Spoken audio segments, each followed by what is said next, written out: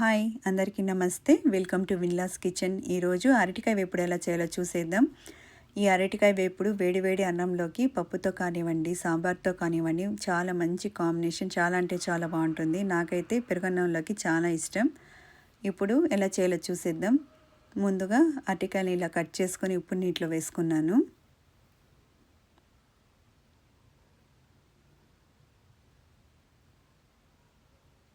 తర్వాత మిక్సీ జార్లోకి ఒక 5 పచ్చిమిర్చి వేసుకుంటున్నాను. అలాగే వెల్లుల్లిపాయలు,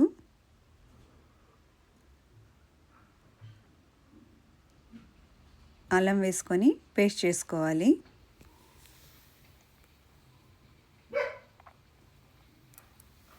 తర్వాత కడాయి పెట్టుకొని ఆయిల్ వేసుకోవాలి. ఆయిల్ వేడైన తర్వాత ఆవాలు,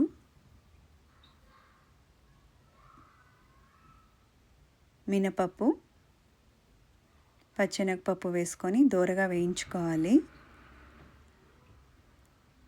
మీరు కూడా ఈ విధంగా నేను చేసినట్టు ఒకసారి ట్రై చేసి చూడండి, మీకు తప్పకుండా నచ్చుతుంది.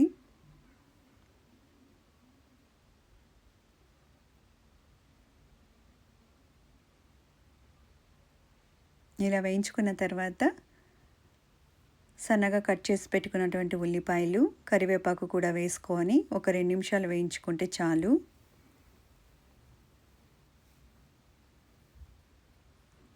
తర్వాత మనం పేస్ట్ చేసి పెట్టుకున్నాం కదా, ఆ పేస్ట్ని కూడా వేసుకొని ఒక 3 నిమిషాల వరకు పచ్చివాసన పోయేంత వరకు వేయించుకోవాలి.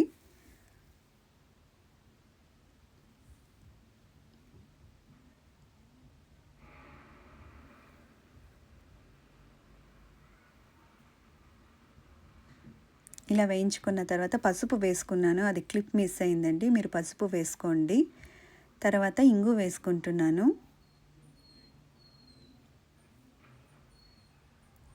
ఇంగు వేసుకున్న తర్వాత ఒకసారి కలుపుకొని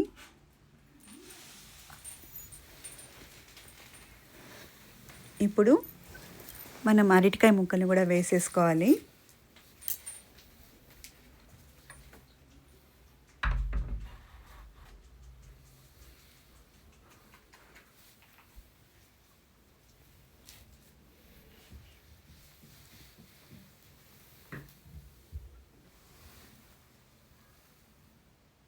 ఇప్పుడు ఉప్పు వేసుకోవాలి.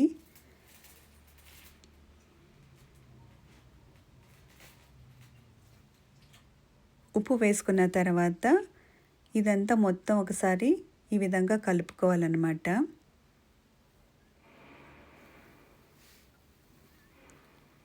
నేను ఇందులోకి ఎటువంటి నీళ్లు వేయడం లేదండి. ఇప్పుడు ఉప్పు వేసుకున్నాం కదా, మూత పెట్టేసుకుంటే ఆ ఉప్పుకి ఆవిరికి అరటికాయ అన్నది బాగా ఫ్రై అయిపోతుందన్నమాట.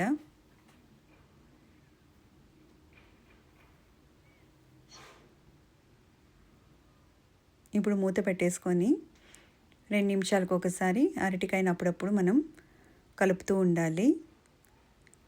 చూడండి, ఎటువంటి నీళ్లు వేయలేదు. అరటికాయ అన్నది బాగా ఫ్రై అయిపోయిందనమాట. అంతే అండి, అరటికాయ వేపుడు రెడీ అయింది.